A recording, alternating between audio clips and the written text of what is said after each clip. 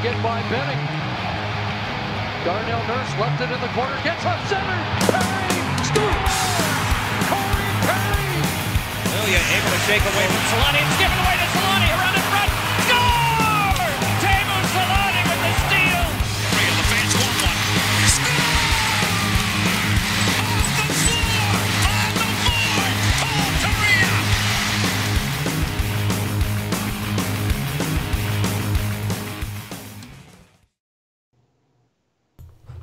Fire Carlisle. That's what I've been hearing across Twitter. Not just today. A lot tonight. Yeah. I guess I should say this is the Forever Mighty post-game show, but it's just Pat and Eddie tonight, guys. Thanks for tuning in, especially if you're tuning in right after watching what we just saw as a debacle on the ice in the last 2.5 hours. I like that debacle. All right. Yeah, it definitely was. That was tough to watch. That was a real tough game to watch. Ducks fall to the Vegas Golden Knights 5-0, and it didn't seem competitive after the first period whatsoever. It's a different type of loss for the Ducks because they actually outshot Vegas 29-25. And some lines statistically said they were good, but nobody really looked that good tonight. I think Brandon Montour is maybe the best looking Anaheim Duck. Even though Pierre McGuire pointed that out, and I usually like to disagree with him and say he's wrong, but I think he's right in that sense that Montour did look like at least he wanted to be there and he was trying to get things going. But man, it's like it's the Calgary-Minnesota game all over again. The positives in the Calgary game were erased in the Minnesota game. The positives from last game against Nashville were completely erased in this game. Ducks have been embarrassed by Vegas twice now. Yeah. Been embarrassed by Dallas. This is worse than the last. Been embarrassed by Minnesota. They were embarrassed by the Kings, in my opinion, in the most recent game. Didn't look good against the Kings. This game, though, I don't know where to begin. So I'm going to go ahead and take a stab at our pregame notes because we have some big things that happened prior to the game today. Biggest news being Cam Fowler on the IR. I didn't think that was going to be the case. I thought he took a puck in the mouth, lost some chiclets, and he was going to be back tonight. Unfortunately, he has a facial fracture, orbital bone, cheekbone, and upper jawbone all fractured. Doesn't look good. No. We can get more in depth on how that's going to look for them at the end of this. But he's going to have surgery on Friday. I mean, I'm guessing he's out 6 to 8 weeks minimum. I don't see him back. Well, how long was Getzlaf out? He was out 6 weeks when he about broke 6 his... weeks. Yeah, so it was bad. It was brutal. No, it doesn't look good. No, it absolutely doesn't. Andy Welinski's in, and Sam Carrick were called up. Eaves is out on the IR, so another injury here for Anaheim. Eaves has been kind of like along with Ryan Kessler, right? Whenever they're injured or don't feel like they can skate through whatever injury he's dealing with, Carlisle's not going to push him, and rightfully so. So Ducks without the bearded one. Going into this first period, Eddie, man. I know one thing I noticed right away was how damn fast Vegas was. They just totally refreshed my memory for how fast this team is. They haven't looked at times this year, and I think because teams kind of know what they're bringing to the table, and they're kind of a hectic, fast team where they just throw everything at you, and sometimes it works out, sometimes it doesn't. When you're playing a team like the Ducks who can't really handle faster teams in the league, it works. We've seen it twice this season where both games they've played Vegas, it just hasn't looked good. Again, it's a different type of game than last time they played Vegas. Last time they played them, they were heavily outshot, and it was kind of what we were used to this year. This one, they kind of sat back a bit, and the Ducks couldn't get anything going, even though they outshot them. But it was a different style of game from Vegas, but it was the same outcome. Yeah. I don't know, and it's not the same Vegas team either. It's a lot of different players, and again, like I said, they've all kind of regressed a bit, but to get just outclassed again, it's such a testament to how broken Randy Carlisle's system is. And the Fire, if this was in Honda Center, I'm sure the Fire Carlisle chance would be out in full force. Or the Woos. I mean, the Woos were out in force tonight in Vegas. That was brutal. I don't know how many Ducks fans are transplanted to Vegas and become Vegas fans. I honestly, I know the league has just taken upon itself to carry the Woo in every place possible. But it haunted me as I sat here and watched this game. It was brutal. No, somehow they know that you hate it, so it journeyed its way. Yeah, it brought its way over to T-Mobile Arena. Definitely directed towards me. I feel the pain. I thought that the best line that the Ducks had is the one that it should have been, and that was Raquel, Getzlaf, and Aberg. I thought they played really well tonight. I don't think they generated anything in the vicinity of like ultra high danger chances, especially 5-on-5. They did get some chances on the power play they weren't able to convert on. But I don't know how you want to break down this game, Eddie. I don't really know if it's beneficial to run through each period and go play by play because it'll be tough to get through. Yeah. Well, and nobody wants to see that either. Nobody wants to sit here and talk about the Ducks get blown out 5-0. I was struggling to find any plays that were positive to put out on Twitter to actually have some GIFs that I didn't have to go back and record any of the Vegas goals. There really wasn't anything. I think Ryan Miller made a save where he dove across and hit him in the head. That was it. There's a couple chances. I think Andre Kasha had a decent chance and a couple scrambles in front of the net, but there really wasn't. He had a really good game. He did. He had a really good game. He did. And like I was saying, so did Ricard Raquel. I thought they played really well. Hampus Lindholm also had a really good game. You could say Montour was involved in the play a lot. I guess if you want to pick on a defenseman who didn't have a good game, you could take a look at Josh Manson, who I feel just hasn't had a real good start to the season. We're 20 games in now, so take what you will with that. But he had a tough game. He got beat a lot defensively and was cut out of position. But what'd you think about Randy Carlyle deciding to yank John Gibson after it became 3-0? Oh, man. I think it's just a pity at that point because it's not like he was playing bad, but it was almost like you're trying to spark something, maybe trying to get things going. Obviously, they're not playing in front of him, and maybe you've seen it before. You have a goalie change, and somehow it picks the team up, and they start playing better. Obviously, that didn't happen, but I think it's a courtesy to him to get him out of there and not have to. Obviously, it looked like things weren't going well, and you don't want to demoralize him by keeping him in there, and they just keep shelling him. He was getting no help on a lot of those plays. It was 2-on-1 or a guy missing an assignment, something we've seen pretty much all year. So I think it's a courtesy to John Gibson to get him out of there at that point. And again, maybe also trying to spark the team, but it didn't end up working. I would agree with that. I don't really think that you can blame John Gibson for anything that went in against him tonight, or Miller for that matter. I don't think you could fault him for what happened. No. Marc-Andre Fleury was good when he had to be, but he had a few good saves. Honestly, he had a few good saves on the Ducks, but they didn't challenge him enough. Especially, you look at the shots on goal; it's just not really indicative of where those shots were taken, right? Yeah. Or the amount of danger associated with those. How did you feel about looking at this game right now? Did you feel the play of Brandon Montour is upping his trade value with all the rumors? Yeah, maybe, but now with Cam Fowler being out for we don't know how long, I guess we're kind of speculating, thinking 6 to 8 weeks, but it could be less, it could be more. Doesn't matter. He's out for at least a month, I would think. No way they move Brandon Montour now, even if they were considering it before. You move him now, you're left with Lindholm and Manson, Pettersson, Walensky, Larson, and either Shen or Schuster. That's you go from having one of the better young defense cores to just having a really, really poor, probably one of the worst in the division if you do that. Even Friedman said that their Ducks are now looking to trade for a defenseman.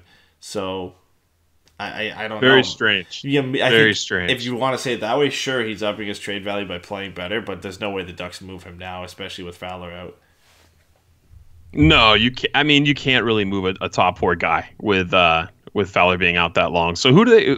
Before we get to that, because I know that you and I could talk for a long time about one of your favorite players that didn't get put on the Ducks. I think Ian Cole plays for Pittsburgh right now, or did he go to Columbus? Is he at Pittsburgh? I think he's on Pittsburgh.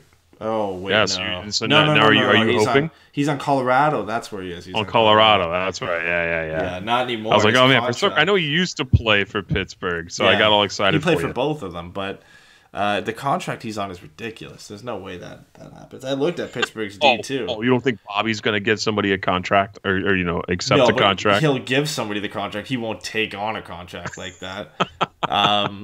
I was looking at Pittsburgh's D too. I don't even know why they would want to trade one at this point, or who they would give up. I don't think they've given up on Oli Mata. That would probably be the only one I'd be interested in. Not a huge fan of Dumoulin. Obviously, Letang is staying in Pittsburgh. It wouldn't make sense for the Ducks to go after him. I really don't know what they would be looking for. And then with Fowler out, you would assume it'd be a left shot, right? I guess, but you still have you have Pettersson and Larsson, so maybe it's a righty. But then you have Montour, Walensky, and Manson, Shannon, Schuster. So at this point, I don't know why they really need to go out and get a defenseman. But from Pittsburgh, I don't really know who it would be. I mean, yeah, at that point, I'm surprised they're even looking at Pittsburgh to grab a defenseman. But did you? I want to get to that a little bit later because there's a lot of avenues we could go with this because that talk has not died with the Ducks moving a defenseman. I know I brought it up, but I want to scoot that off for a second here because this Ducks defensive core that we've all loved so much and there's been so much praise for the past several years. Isn't it strange to watch them get beat on purposeful dump plays by the opposition? Yeah. That has got to be a coaching thing, right? I mean, either they're not in position correctly, but how many times did we watch Vegas get to the red line and dump pass the puck to the corner so someone like Alex Tuck or Nosek or somebody was able to beat a defender down to the bottom of the net and create a chance? That's embarrassing that they're able to get a dump play and outrace an icing.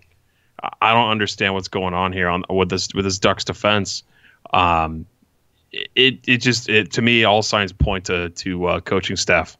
Well, it's just different trends. It's that and then different things that are happening. I was on Cody Eakin's second goal of the game, so Vegas' fourth goal, where shorthander. Yeah, where Lindholm breaks his stick. Fine, he can't get back, but somebody goes to the bench. Whoever his partner is, and I think it was Lindholm that went to the bench, but there was whoever his defense partner was.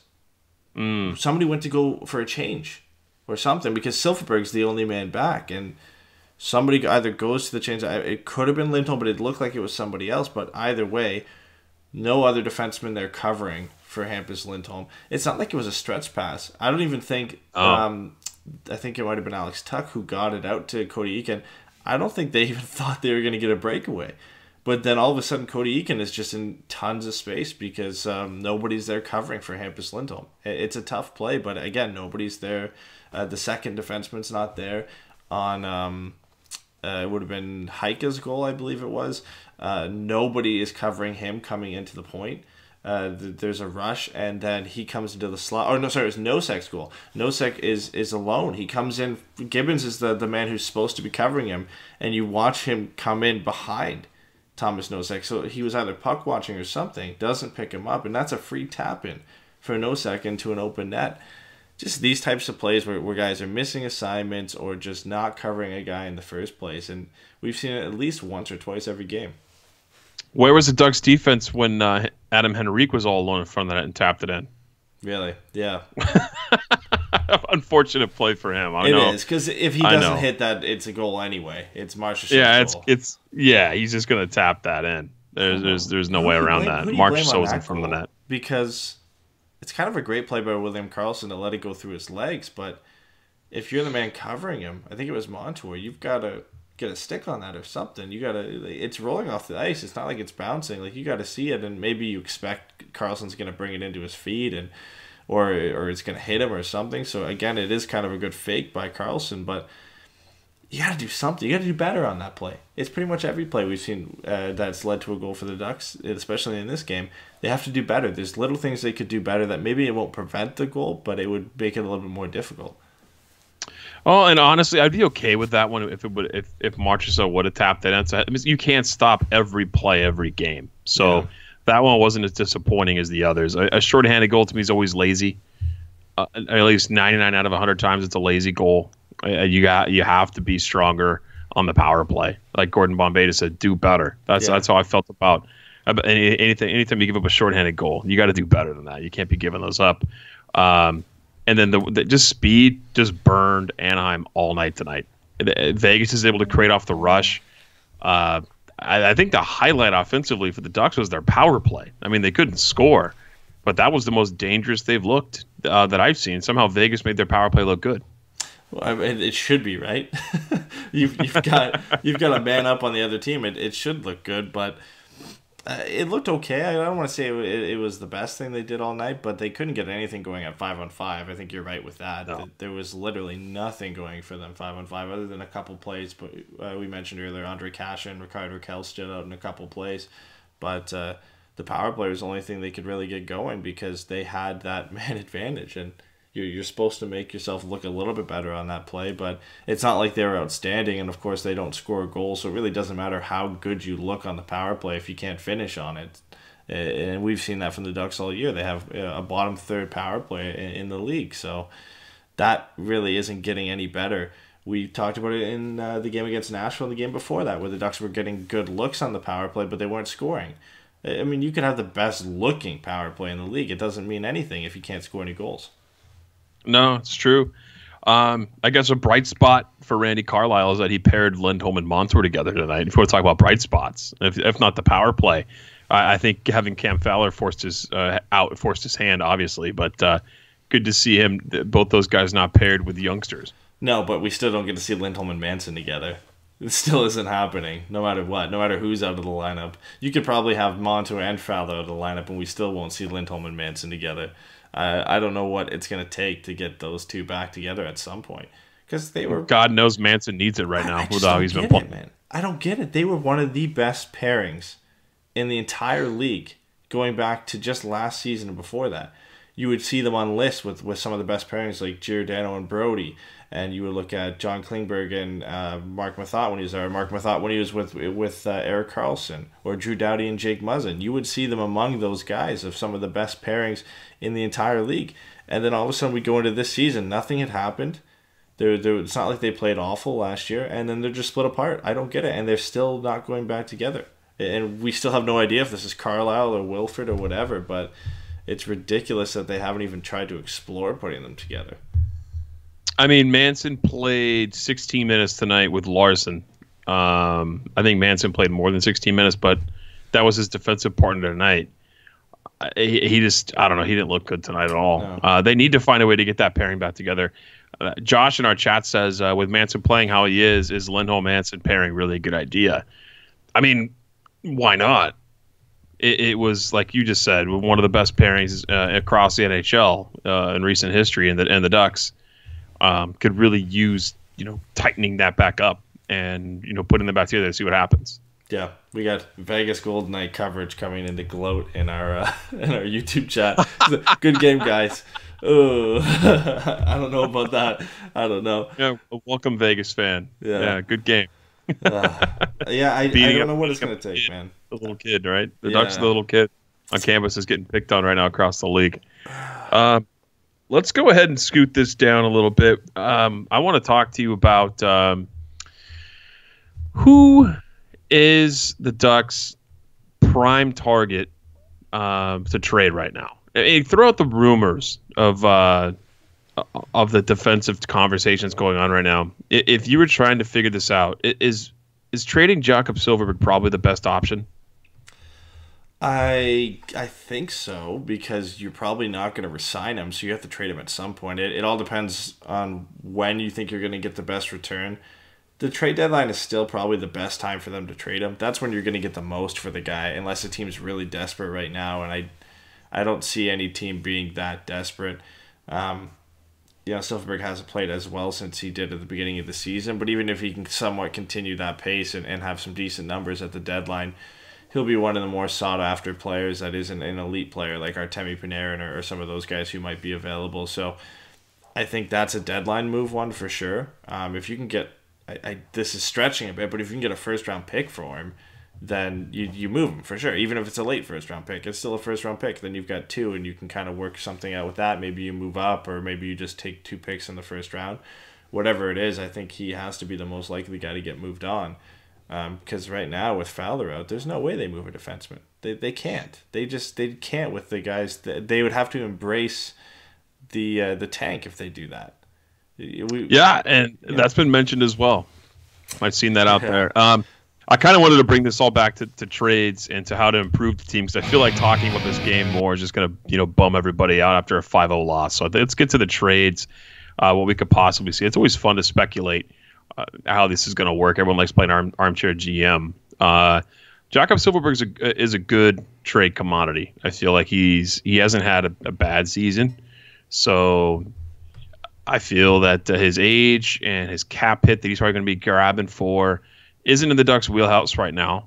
I mean, right? I don't think they're going to be able to afford to keep him and then still be able to improve the team. So unfortunately, he's probably going to be the guy who's going to have to go. And like you said, trade deadline is probably the best. Gives him time to pick up some speed with stats. But what about the guy that we've been talking about trading, and we've always said we don't really think he's going to fetch a lot, but what about moving, I don't know, a Nick Ritchie? Is that something that you could see Carlisle pairing off with somebody? I know that was mentioned. I think it was Nick Kyprios had suggested the trade for Nylander would be Montour and Ritchie, which I find really puzzling. I would do that in a heartbeat. If you don't do that, if that happens, Kyle Dubas is not showing up for the Leafs really, and if Bob Murray's able to pull that off, it looks great. I thought it was interesting to see that in the first place. That's all speculation for him. That's not him hearing anything. That's just a deal he thought would be good. But now it's definitely not. It's not plausible with Brandon Montour being in that mix. But Nick Ritchie's possibly a guy that they could move. I'm not sure how many teams would want him at this point. And again, I think he hasn't really lit the world on fire since he's come back. No, he'd be a filler, right? He would have to be a filler to another trade, or you trade him and you're just getting picks back at that point. Or maybe you trade him for another struggling player. A guy we brought up before, who's definitely not going to happen now, but Jake Virtanen in Vancouver was a guy we brought up at the beginning of the season and last year. Is like, if you wanted to do a 1-for-1 swap of struggling players, that would be the type of deal. Of course, now Virtanen's doing great for them. He's got, I think, 8 goals in his first few games with Vancouver. So, of course. Of course. So he's doing well. But that's the type of trade I could see if you wanted to get rid of Nick Ritchie. But I'm not sure how much the Ducks are wanting to do that, especially after signing him to a contract, and it took a while to get him signed. I don't think they'd be so eager to want to move on from him yet. So honestly, the only thing I could see happening with this team, if they don't go out and acquire a player and maybe do a 1-for-1 swap that way, and it's surprising people, I think Jakob Silfverberg's the option, and maybe that's the guy we see get moved for a defenseman, which I wouldn't like at all, honestly, because unless it's like Olli Maatta, if you're looking at Pittsburgh, unless you're bringing in a youngish defenseman who can maybe get a little bit better, but if you're doing a strict 1-for-1 swap for a guy who's like 28, 29, 30, and you're just filling in until Cam Fowler gets back, that's a horrible trade, because then you're not getting anything out of it long term. Yeah, no value. Yeah. It would probably be, I would think, for a forward. I mean, whether or not that's Nylander, which I don't think it's going to be. Every Ducks fan is just jumping at the opportunity to give their hopes up to that, but it's not going to happen. Bob's not going to be able to sign him. He's going to want $7 million, and Bobby doesn't have that movability in his pocketbook. I don't think he can create that kind of space. And another name I heard tossed around online was Panarin, which would floor me if the Ducks are able to catch Panarin, because Panarin's going to get $9 million. It's just not going to happen. I don't really know how you go about fixing this team. I think it starts with the head coach, as we've all talked about numerous times this season. It's got to start with Randy Carlisle being let go.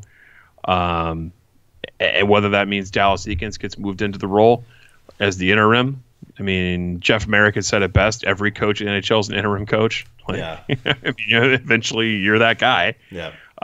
The idea we've talked about Quenneville coming here is not going to happen. I mean, sure, he makes $6 million on the books, but Carlo's not going to give him anything close. So I think you have to start with Randy Carlisle. You have to shake it up by getting rid of the coach, get a new voice in that locker room, a new leader for the team, and then you start with the roster come trade deadline, and you try to make the best moves you possibly can. I mean, I don't think they have the ability to fold it and call it a day and go for Jack Hughes, right? They're going to look to retool on the fly here and stay competitive. They're not that bad to be able to to do that, I think, long term, because they can pull out games like they did against Nashville because they have the quality to do that, where they're still competitive against some of the better teams in the National Hockey League. It's just the consistency isn't there, and then you get games like this against Vegas or like you did against Minnesota. So they're going to be able to win games, and they're going to be probably a team that's going to be finish around close to 500. I think. I don't think they're going to finish in the bottom 5 in the league. I think there are some teams just roster. If you look at the roster construction, I think there are some teams that are significantly worse than them. I think eventually Vancouver is going to regress a bit. I don't think who they have is necessarily going to keep them up at the pace they're at right now. You look at Detroit, maybe even Florida, which was a little bit of a surprise. There's definitely other teams I think are worse than the Ducks. So it's not plausible to say they're going to tank for Jack Hughes, but they'll be in a position where they could win the lottery to get him. It would be very lucky, of course. You'd be looking at like what Dallas did when they moved up, or when New Jersey moved up, or when Carolina moved up as well. You would probably not moving into first, but you'll be in that that 5 to 10 range is where I think the Ducks could finish at this point, the way they've been playing. But when you got Getzlaf, when you got Kessler, Henrique, you got Lindholm, John Gibson even is probably the main reason why I don't think the Ducks are going to finish that far down, because you're still going to be able to compete on a semi-nightly basis against some of the better teams. You have a few stinkers every year. I think somebody in the Anaheim organization has said that. Yeah. And Randy Carlo on multiple occasions. It's been more than a few this year. So now we've got over the trade talk with Anaheim. I don't want to talk about that too much more, just because we've talked about it the past few shows. Yeah. And it's really nothing hot cooking anywhere that's showing that anyone's coming to the Ducks. But the Kings made a trade, a very curious one. Yeah. They traded Tanner Pearson, 26-year-old forward, who I think he had 24 goals 2 years ago. Yeah. To a faster player, right, with Carl Hagelin, a little bit older at 30. But Pearson, I didn't realize how bad of a year he was having. He had 1 assist all season so far in 17 games. I think Hagelin has 3 points right now. What'd you feel about that trade?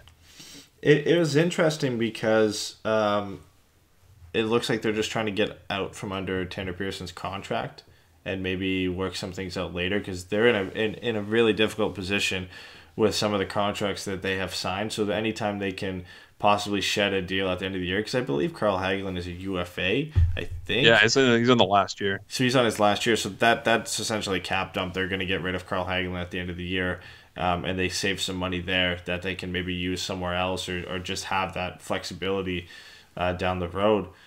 But it's a difficult situation for them to be in, because you look at, obviously, Isaac Kopitar signed a big deal, Drew Doughty signed a big deal, Jeff Carter's making a lot of money. You signed Ilya Kovalchuk for 3 years, I believe. So, yeah. $18 million. You got a lot of guys making a lot of money when you have the chance, when you're not having a good season, and a guy's not having a good season, and you have the chance to move on from him and get out from under that salary. It sort of makes sense, but I'm surprised, because Tanner Pearson, I think, is a guy who could be, a 15 to 20 goal scorer pretty much every season. He was just having a bad year this year, but so is everybody in LA. So I'm a bit surprised by it. But when you're in such a tight cap squeeze like the Kings are, you've got to make those difficult decisions sometimes. I mean, they essentially flipped them for a pick, because they're probably going to move Hagelin anyway. Probably. Hagelin's not staying on this team long term. He's going to hit the deadline. They're going to flip him somewhere, of course. Somebody will. Yeah. Somebody always does. I think so. He's like the Thomas Vanek now. Yeah, the guy who gets moved every trade deadline. He's going to be that guy. Where is Vanek? Is he playing this year? Yeah, he is. Yeah, he's in Detroit. Oh, yeah. They're going to flip him too. So. Yeah, he'll probably come to Anaheim at some point, right? Yeah, or Jason Schmer. He's injured right now. So for the Red Wings, he's not currently playing, but he does have a contract and is on a team. Do you kind of want to talk a little bit about NHL stuff before we get to some questions? Do you want to hop to the questions? What do you want to do? Kind of a free flowing show today, man. Yeah, because we don't want to talk about the game, so it's kind of. I don't think there's anything really going on. What was the thing? Bill Daly said that it's inevitable that the NHL is eventually going to have teams in Europe. How do you feel about that? He's crazy. I don't know how they're going to make that work or how the players are going to think that's okay. I mean, what are they going to take 2 weeks off to travel to Europe and play a stretch of games there, right? They're going to be out of the United States to do that. The travel cost.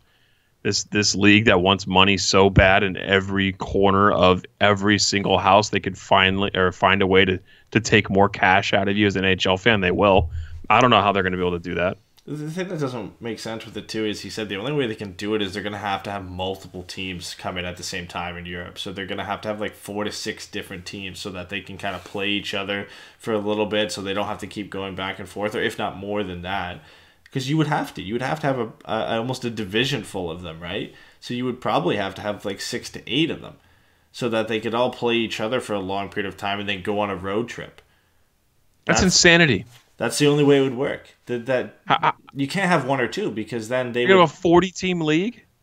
Yeah, it would be insane. I don't think it would work. But with him saying it's inevitable, like, or what are you taking 6 teams out of the U.S. or maybe some out of Canada and just swapping them over to Europe? I don't think that's gonna work. They should take all the teams out of Canada and move them to Europe. Money wise, probably would work if depending on the market you go to, right?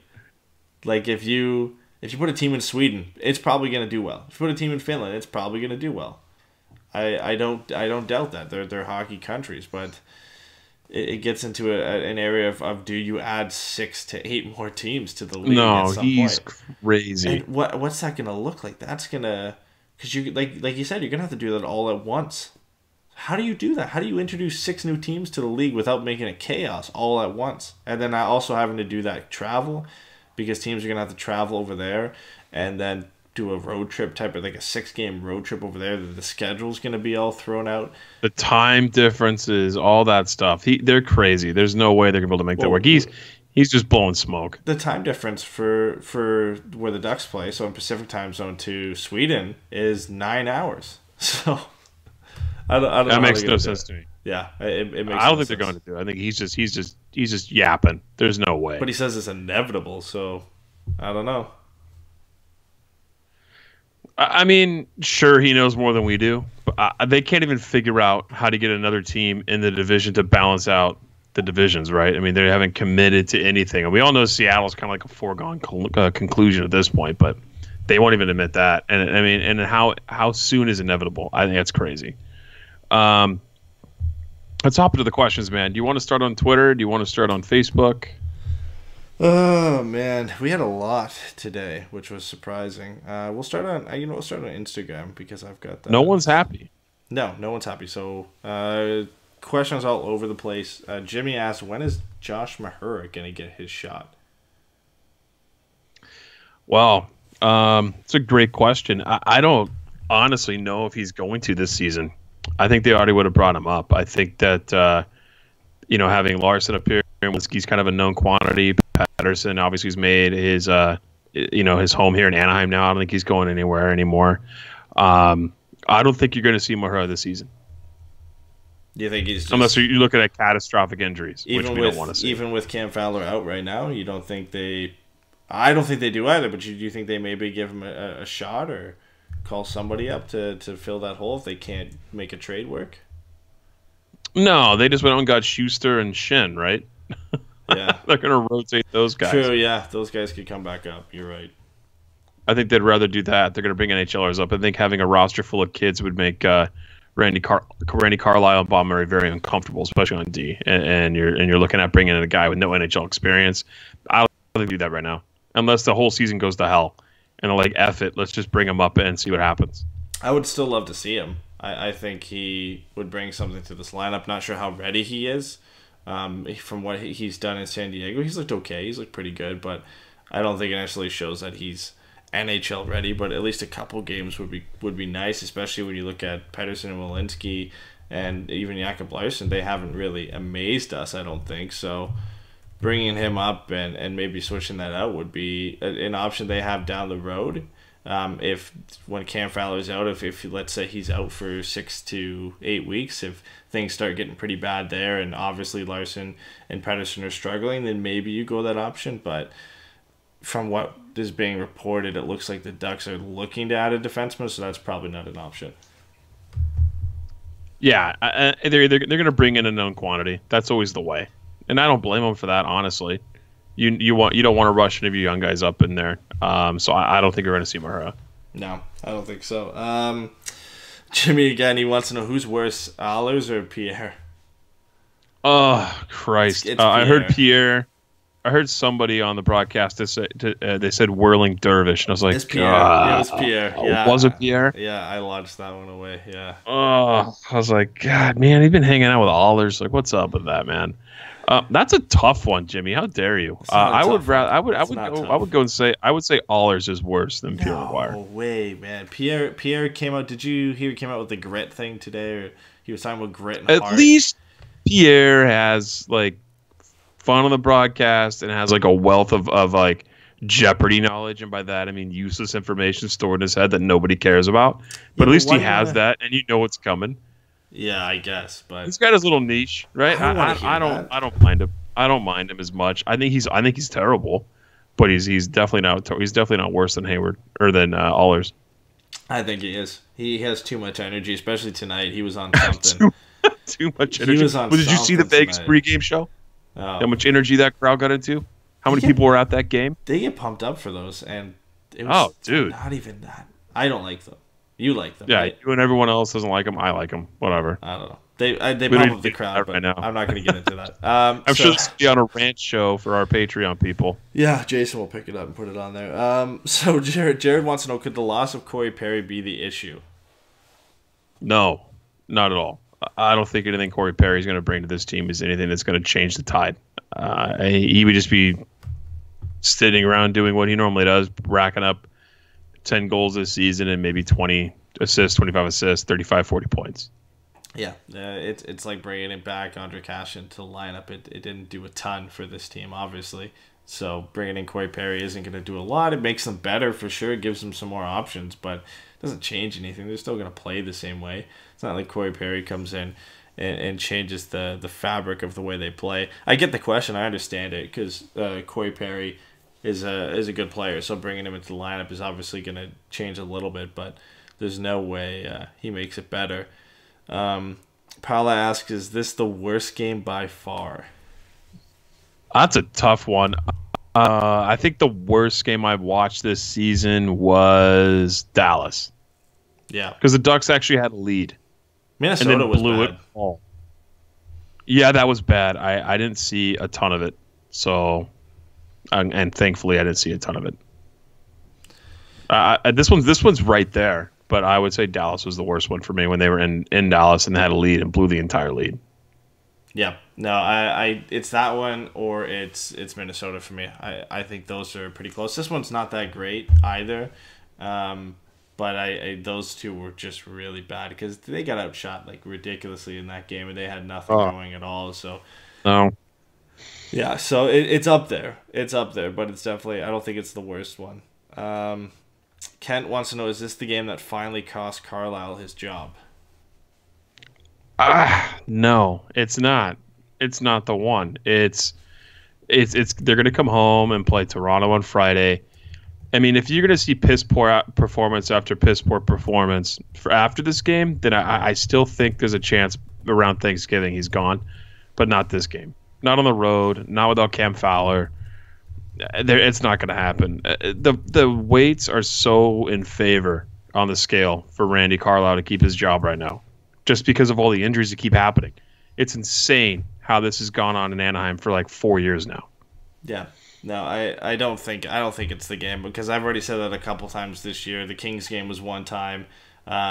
Minnesota, I even kind of thought after that it was going to be over. So I'm not going to get my hopes up. I think he's probably here for most of the year unless they go on just a ridiculous losing streak and they get to the point where he gives Randy Carlisle no choice. But I think at this point we would think that Randy Carlisle or that Bob Murray, would have no choice. But it seems to not have got to that point yet. So it would have to get just ridiculously bad, I think, for them to move him at this point. I mean, I think we both agree that he should have probably already been moved, and in most circumstances with any other coach or any other general manager, I think he would be out or any other circumstance. I'm surprised he's still here, to be honest.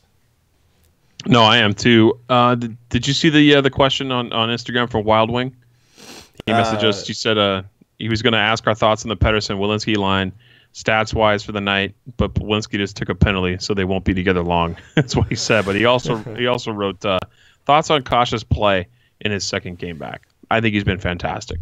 The puck hasn't gone in for him. He's been really good. Well, he's an energy guy, right? I mean, he always plays at a high level, and every time he's on the ice, every shift he has, he's given it his all. You can tell. So I thought he was good. He had a couple chances. He was probably one of the better Ducks forwards. Him and Rickard Rakell, I think, were pretty good. But again, they didn't get anything done. So it's hard to praise anybody up front. Yeah, they might have looked good every now and then, but when nobody's getting anything done offensively, it's hard to really give anybody any praise. Nico is Rad asks on Instagram, what does the team need to do to improve, and why is it fire Randy Carlyle? No one's asked that. And why is it fire Randy Carlyle? Yeah, no one's asked that question. I think that's a good one because we've all said it. Fire Carlyle. He's the problem. He's the problem. So how do we repair the team, and why do we have to fire Randy Carlyle to do it? Well, because Randy Carlyle's system is probably the fundamental reason why this team's play is so bad. There's obviously more than just that, but I think that is the main reason. It's kind of what we've seen. We know on paper the talent on this team is a little bit better, and there's other guys you can blame and guys who haven't really got things going. A lot of inconsistent play from Rickard Rakell, I think, is one of them. The blue line has been awful, but again, we haven't seen them put together pairings that had worked last year, and that won't fix things, but it would be at least an option to try and see if things do get better. And again, that comes down to coaching. I don't really know what else you can say other than coaching on why this team's playing the way they are. There are some players who are underperforming, but the system that the Ducks play, it's continually victimized by other teams. It was against Vegas, it was against Minnesota, it was against Dallas when we talked about it before. The Ducks, up until a few games ago, were giving up 40-plus shots a game pretty much. So you can't really blame that on too many other people than the coaching staff and the system that Randy Carlyle has in place. Yeah, and we all weren't big fans, say we all, meaning you, Jason, and I, about Randy Carlyle coming back to Anaheim to begin with after they fired Bruce Boudreau. So it's just, I like the comments over the summer. I think about them all the time. We're going to play a faster game. We're going to play fast. Yeah. That doesn't necessarily mean skating fast, but it means moving the puck quickly and not holding on to it. And if guys don't want to play fast, then we'll have to make way for guys who do. Well, I haven't seen that, Randy or Bob, so let's figure that out. That's why we appreciate the question, but that's definitely why we're looking at hopefully a soon-to-be new head coach in Anaheim. Yeah, we'll see. We've waited for that pretty much all season so far, even the playoffs last year. Tabernac on Twitter asks, will the hockey guards ever look favorably upon Larson, Welinski, Gibbons, or Kosala? I want them to do so well, but it's like, do something, because they really haven't done anything so far. No, they really haven't. I don't really want to say anything about Kosala. I haven't seen him a lot. I don't watch a lot of Gulls games. I think Larson's playing better than he did when he first came up, so that's a good sign. And Gibbons, I don't know, man. I feel like he's an on and off kind of guy, right? Either he's got a ton of energy on that bottom six, or he's just somebody you don't notice on the ice. But that's okay. That's just kind of he's a role player. I think we're expecting what we saw from Gibbons in New Jersey if you watched him play there last year, and I think it's expecting too much. It's like expecting what you saw from Patrick Eaves when he was playing in Dallas. You're not going to get that because they're just not those types of players on a regular basis. He was having a good year. He's playing with some really good players, and things were working out for him. Last year, Brian Gibbons was getting given some great opportunities in New Jersey. At some times, he was being put on the power play. At some other times, he was playing with Taylor Hall. At one point, he was leading the New Jersey Devils in goal scoring. He was just having one of those years, and I don't think consistently he is that type of player. I think it was worth the gamble to bring him in and see if maybe he was that type of guy on a regular basis. Unfortunately, it didn't work out, and now he's regressed to what he probably will be in a regular fourth line forward, a grinding type role, which is unfortunate because the Ducks really needed more from him. But in terms of Gibbons, I don't think you're going to expect too much more. I don't think it's going to get any better for him. Kosla, I think it's a bit too early. He's only played a couple games for the Ducks this year. he's not really been given the opportunity to do much anyway. He's centering the fourth line every time he's been up here, which is usually Gibbons and some a myriad of other players, depending on who's up for the Ducks. Welinski, again, I think we can expect what he kind of is what he is at this point, right? We're not going to expect too much more from him. I don't think he's going to become a top 4 defenseman. He is a 6 or a 7 guy, similar to what Holzer has been for Anaheim. He's going to come up when guys get injured, but I don't think he's a regular NHL player. He makes too many mistakes. He doesn't do a whole lot offensively like he does down in the AHL where he quarterbacks the power play. So I don't expect too much more from him. Then the last one, Jacob Larsson, for sure. I think things will start to get better for Jacob Larsson once he gets some more confidence and gets some more games under his belt. And I think he started to look better than the first few games he had with the Ducks. So I think if anything, he's the guy to look for to maybe get an increased role and do a little bit better when Cam Fowler's out of the lineup. Yeah, no, I would agree, man. I think that there's more to come from him. Just give him time. These are all young guys. Want to go to Facebook, or we got more on Twitter? No, we can go to Facebook, and I think we're done after that. We got a ton on Facebook, so be prepared for that. But first, I want to hit up Matt Yacono in our chat here on Spreaker. Says, is Carlisle's system stunting the young players like Terry, Larson, etc.? I don't know about stunting, but it just doesn't. It's not a system built for the NHL anymore. Not today's game. Yeah. I don't think it's really stunting them. I would feel more or less like they would be improved if they were able to play a different game with a new coach. It's not going to get rid of any sort of talent they have, I feel like. No, but I think it's limiting the chances they have because the Ducks don't generate a lot of offense in that system that Randy Carlyle runs, and then you bring these guys up and they're looking to gain confidence and get on the score sheet, and it's kind of hard to do that when that system already doesn't generate a lot of offense or doesn't give them a lot of opportunities to do that. Obviously, again, it is on the players to generate their own offense, of course. It's not just Randy Carlisle's system that's failing them, but when you're trying to play a way that maybe doesn't suit the style of play that a guy like Troy Terry or Max Jones or Sam Steele or any of those guys who are down in San Diego right now doesn't suit the style of play that they're used to, then I think it's tough for them to succeed. No, I could see that. Joseph Holmes on Facebook says, I'm back and not on fire. Yay. I'm not sure what he's referring to. Maybe he was around one of the fires. He was. He 2 shows ago, he sent us some questions to ask just in case. In case he had to get evacuated? That's terrible. He wrote, how long until you guys start doing these shows drunk? It seems like a good idea at this point. Well, if Jason was here, he would probably is on, on his 8th, 9th beer after watching that game. No, he was out playing games tonight. I think he had his beer league games. But he wrote hashtag hire Gromborg. So that's the almighty signal for some Forever Mighty post-game show fans that are hashtagging away for us. But we'll have to talk with Ricard this Friday. I don't know if we're going to ask him about this. I think that's kind of inappropriate. So. No. But maybe he knows if you searched our Twitter, maybe he'll bring it up if we're lucky. Benjamin Russell on Facebook says, it was unlikely that we would have traded for Nylander, but now with Cam out for what I can assume will only be long-term, is it even remotely possible, and are there any defensemen available? No, I don't think it's possible. I didn't think it was really that possible before, but... no, they do like a huge package. No, there's other teams have a better package they could give up.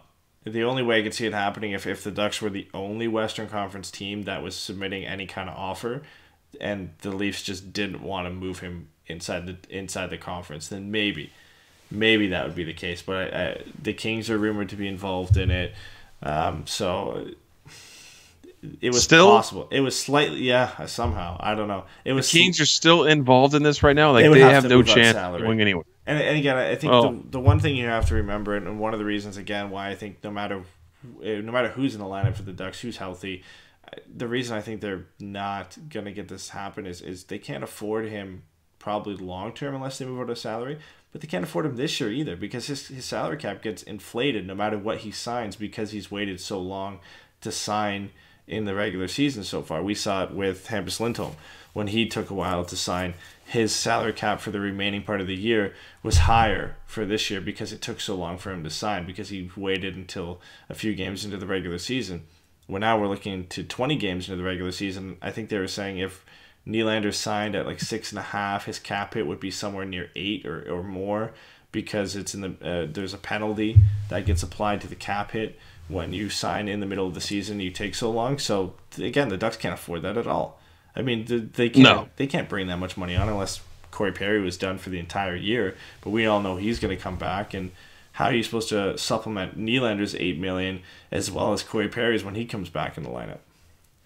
Yeah, I don't see there being any chance of bringing Nylander here. It'd be nice thought. It'd be great. But when you're talking about defensemen available, I'm not really sure who they're looking at, honestly. Just probably somebody to stop that revolving door on the third pair. That's what I can imagine. I'm not really sure who I'd want there or how that would even work out for them. Do you want the Ducks to make a trade and move out assets to bring in a stopgap option when Cam Fowler's out? No, they need a forward down there for sure.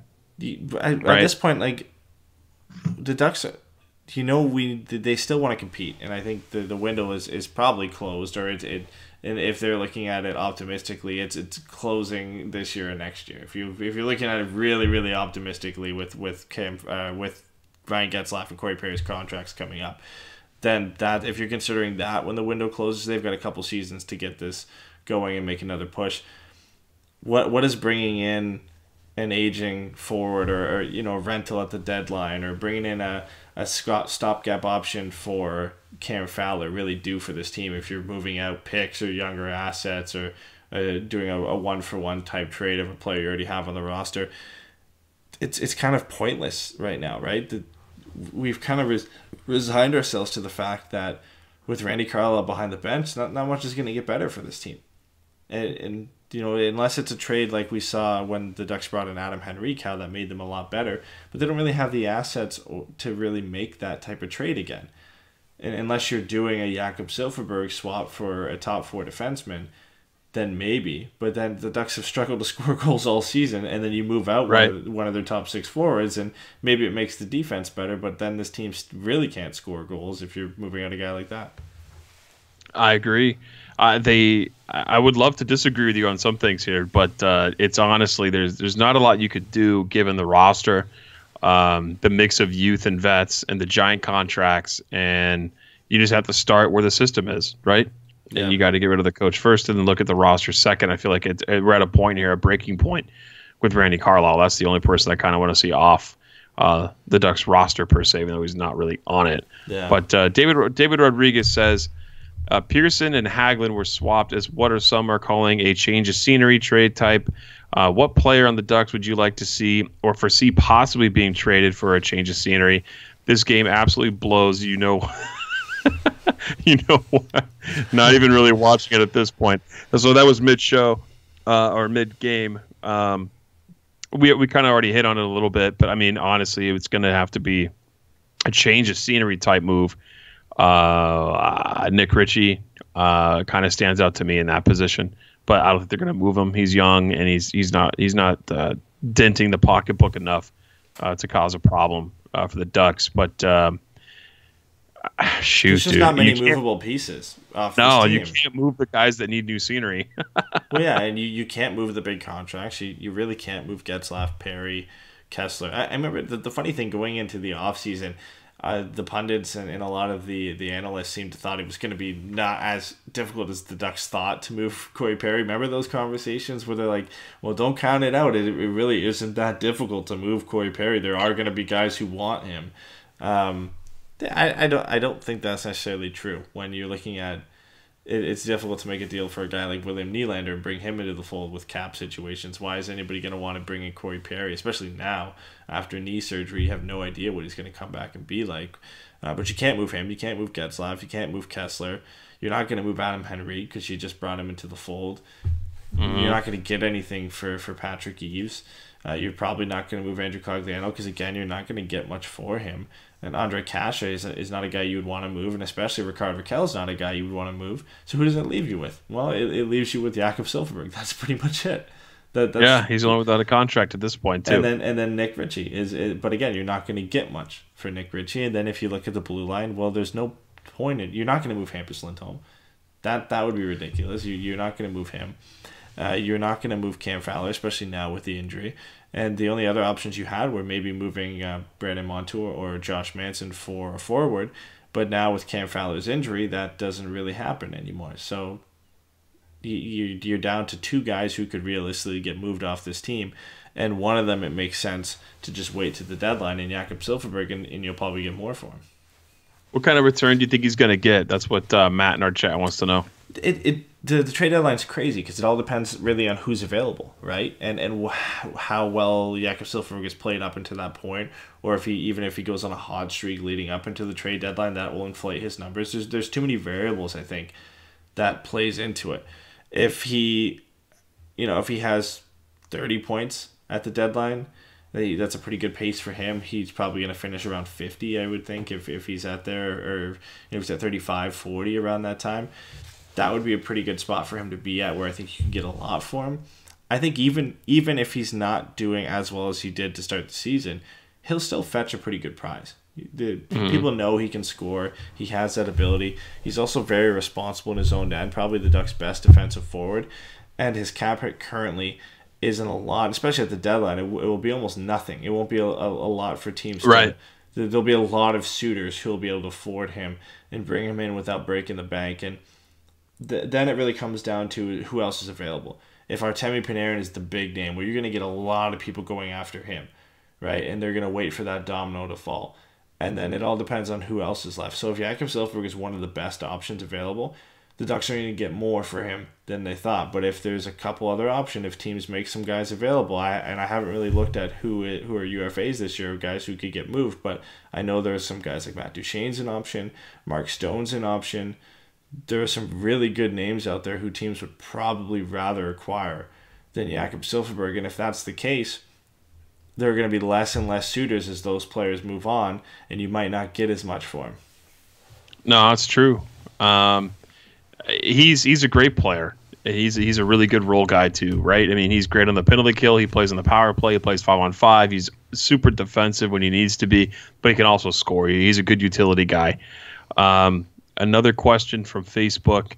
Gonna skip over Jason's dumb question. Love you, Jason, but come on, man. Tom Walsh pointed out that why are we falling all over the ice? That ice was awful tonight. That's something I didn't even touch on during the game. It's the pregame ceremonies. Brutal. Even the Knights were stumbling, but I saw like a dozen players stumble just trying to start skating. That was rough. But can't say anything. The Ducks ice has been bad at times as well. Whatever. Don't talk about that. It's great ice. Best ice in the NHL. Dave Levy says, how much longer until Bieksa walks back through these doors with a 5-year contract? Not much longer, I guess, with Cam Fowler out, right? No, the organization doesn't like BX anymore, from what we understand. So probably not anytime soon. Well, but then. Oh, maybe Bosch. They do like Bosch. And then kind of like the last one, we've already touched on, man. Drew McCool says, will the injury to Cam be enough to give Bob an excuse to get rid of Randy? I think that actually is the opposite. Yeah. I feel like any injuries you bring on this team, it just gives Randy more of leverage. Like, what am I supposed to do? I only have so many guys. I have all these rookies. So I don't think it really goes in the favor of us fans hoping for a new coach at this point. Yeah, I just wonder what the tipping point is, and how bad can it get for this team before they just have to decide, or before Bob Murray decides enough is enough. All right, well, hold on, I'll tell you. Let's go to NHL.com. Are you looking at their schedule? And we're going to go to the standings, and we're going to look at the Ducks, where they're at in the standings right now. But they should be below 500 right now. I mean, they're 8, 9, and 3 now. They're 2 points out of a playoff spot. You really think they're going to fire their coach 2 points out of a playoff spot? That's just because the division is just a jumbled mess in the Pacific Division. Oh, it doesn't matter. They're not going to fire them until they're like 6, 8 points out. If they get significantly below 500, then that could be. Oh, yeah. That's probably going to be the case. And they're facing Murderers Row right now. Yeah. So. And they'll be able to, you look at the next 8 games, it's Toronto, Colorado, Vancouver, Edmonton, Nashville, Tampa Bay, Florida, and Carolina. Those are all difficult teams to play against. And they're going to have the occasional game like they did against Nashville where they look like a competitive team.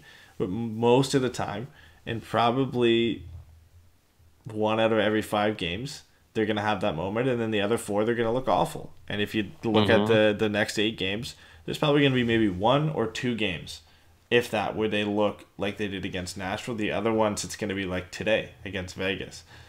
And you're playing some teams. I mean, Toronto next. That's going to be really tough. It's at Honda Center, which helps. But I hope they win. I'm going to be there. I hope they win. I'll be at the game. Colorado. You've got to go against Ronton and Landeskog, who lit up Boston today, 6-3. 113 points in 99 games for Rantanen. Yeah. What a beast. Yeah, so that's going to be a tough task. And then you got to go against Vancouver, who they've been slumping a bit lately, but Elias Pettersson, and if Brock Besser's back at that point, those are some tough guys to match up against. And Connor McDavid again right after that. And then you go on the road, and hey, we got to play Nashville again. Then we got to go down to Florida, back-to-back, Tampa and the Panthers. And then you got to play Carolina. Yeah, the team that has just broke the record for the most shots on goal through the first 18 games. That will be a fun one because the Ducks are at the complete opposite end of that. So, I don't know. It's tough. I don't know how it's going to go. I said it was going to go awful, and then they played really well against Nashville, and then they looked awful today. But Toronto's going to be a tough test. Oh, it's going to be brutal, 100%. But I think that is it for us. Somehow we managed to get to the magical marker of 1 hour, and we avoided talking about this game as much as we possibly could. But every time we hit about an hour. Thank you to everybody who tuned in tonight. I know it's a tough time after the Ducks have a game like this, and you want to go listen to people talk about it. But everyone who joined the chats, whether it was on YouTube or on speaker, or left us a question on one of our social media profiles, we appreciate all the support. If you haven't already gone to YouTube and subscribed to us and clicked the bell, that helps us out a lot. It seems like something stupid, but we're trying to get our YouTube stream up and going. If you can't tune into it, if you could just go into your Gmail and go to YouTube and make sure you're signed in and click on it, it does help the show. So just a little thing you could do to help us out if you're a listener. Also, Patreon subscribers, we appreciate you guys as well. We're working on getting those other shows out. It'll be out shortly. The top 10 is going to be done this week for sure. So another one of those shows will be pumped out there. And I think I covered everything. We have a great interview coming up on Friday morning with Rickard Gronberg, Team Sweden head coach, has agreed to come on the show. So that's exciting. All of you hashtag hire Gronberg people will be enjoying that one. But did I miss anything, Eddie, or are we out? No, I think that's it. Just one thing, an update for YouTube. If you've been watching the YouTube streams, you've been a part of them for the last, I think, 2 or 3 shows, we've been having some issues with a bit of lag, and that's an issue on my end for my computer. So I'm going to be getting that taken in, and we should have that fixed up hopefully by the beginning of next week. And last thing, Jason, if you're watching, or Dave Rodriguez, find me. I need to give you your prize for coming on the show and winning our winning our quiz show. So come get your Paul Kariya autograph, man. But that's it, guys. We'll be talking to you guys Friday night after Toronto. Until then, have a great one.